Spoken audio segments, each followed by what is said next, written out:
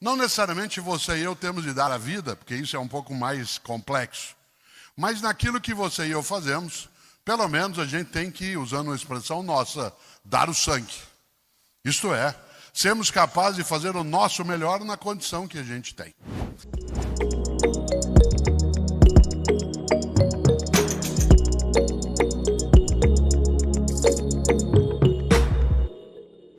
Saint-Exupéry escreveu obra magnífica, que é O Pequeno Príncipe, uma obra que é uma obra sobre vida, sobre convivência, sobre afeto. Ali ele coloca ideias, percepções que são mais do que aquilo que eleva. Saint-Exupéry, que foi capaz, como alguém que combateu durante a Segunda Guerra Mundial, ele francês era aviador. Ele nasceu no ano de 1900 e seu avião, enquanto ele produzia uma missão de espionagem sobre as tropas nazistas, no sul da Itália, o avião em que ele estava e que ele pilotava foi abatido exatamente em 31 de julho de 1944. Tinha ele 44 anos de idade. E eu não posso esquecer o quanto que Saint-Exupéry nos inspira a várias coisas. Ele escreveu várias obras, a mais conhecida, como sabe, porque você provavelmente já viu, é O Pequeno Príncipe, mas ele tem livros sobre aviação, tem livros sobre a paz. E ele, antes de mais nada, foi alguém que foi capaz, e nós lembramos isso hoje, de dar a vida por um ideal. Essa ideia de dar o sangue, colocar-se por inteira ou por inteiro naquilo que vai fazer, ser capaz de não escapar do que nos conseguiria elevar no lugar de buscar aquilo que é medíocre, aquilo que é pequeno, aquilo que nos reduz dentro da nossa condição. Nessa hora, não é casual o título dessa palestra, Faça o Teu Melhor. Claro que o mundo digital, ele traz também a possibilidade de nós fazermos melhor aquilo que já fazíamos, desde que a gente tenha senso crítico, capacidade de reflexão, que nós não sejamos manejadas ou manejados por coisas que saem, às vezes, da nossa capacidade de controle. Aquilo que, sem dúvida, nos perturbará, encantará, emocionará e assustará nos próximos 5 anos, que é o mundo da inteligência artificial, sem dúvida. E é claro que você e eu sabemos o quanto que isso tem que ser melhor para cada pessoa e todas as pessoas, e não melhor apenas para uma parte das pessoas.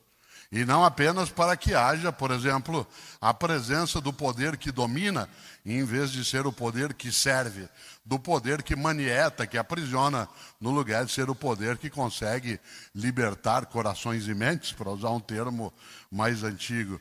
Às vezes me perguntam, e fizeram isso a semana retrasada, professor, o que o senhor pensa da inteligência artificial? Aliás, Pedro e eu fizemos um episódio, ele lembrou aqui da grande fúria do mundo sobre isso.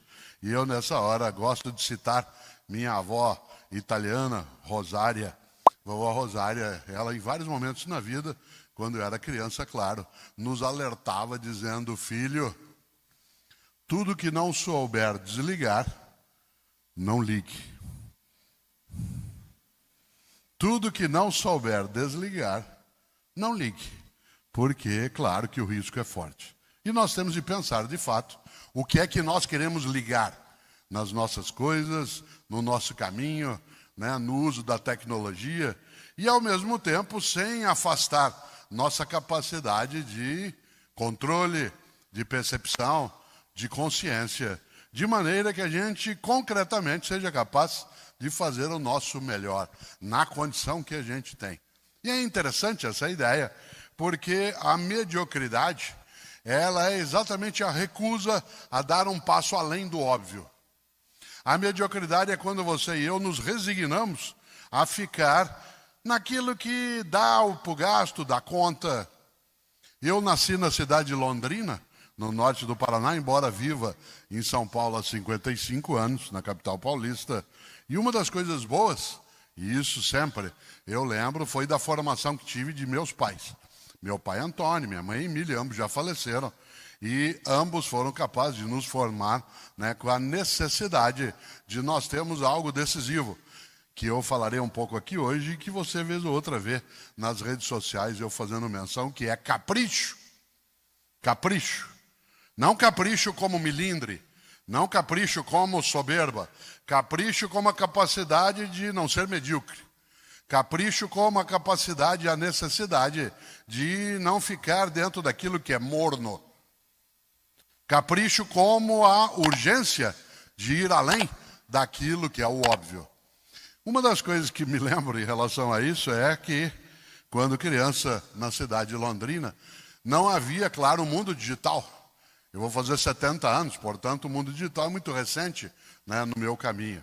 E na escola, algumas pessoas aqui com mais idade devem se lembrar disso na sua vida, a gente, não tendo o mundo digital, nós tínhamos um boletim com notas e faltas ou, como é o caso que eu vou mencionar, uma caderneta. Uma pequena caderneta na qual se registrava a nota a cada bimestre, se registrava as faltas, e a nota era de 0 a 10 naquele momento, sendo que 5 era a nota limite para ser aprovado ou reprovado. A cada 2 meses nós recebíamos o boletim, que ficava na escola, na secretaria, e tínhamos de levar para os nossos pais ou responsáveis para eles lerem e darem ciência. Tinham que assinar. Aliás, se você não levasse a caderneta assinada, você não entrava. É por isso que vários e várias de nós desenvolvemos uma habilidade grafológica imensa. E quando não dava para exercer essa habilidade, vez ou outra eu chegava para o meu pai ou para a minha mãe com o boletim da escola, ou, no caso, a caderneta, e às vezes eles diziam assim: filho, poxa, 5 em língua portuguesa, 5,5 em história, 5 em matemática, que é isso, filho? E eu respondi: pai, deu para passar. Medíocre. Medíocre é quando você se contenta com o menor, no momento em que é capaz de fazer de mais elevado forma. Medíocre é aquilo que é morno. Sabe, gente morna, gente que não é quente nem fria, gente mais ou menos competente, mais ou menos amiga, mais ou menos casada, mais ou menos hábil, mais ou menos cidadã, mais ou menos dedicada, morna. Gente que reduz aquilo que faz ao suficiente mínimo, isto é, que não dá o passo além. E, portanto, recusa a busca de uma coisa decisiva, que é de ultrapassar-se.